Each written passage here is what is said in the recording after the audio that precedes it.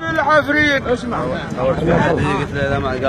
بجم ربعه خنهي الكاس بالعفرين ذبح ضابط الجيمه وشافتك العين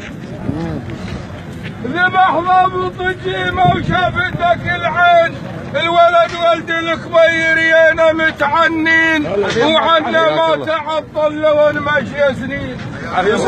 اهو انت ابن القصه وراس الحق يا ابو طابل شط الكار انت ابن القصه وراس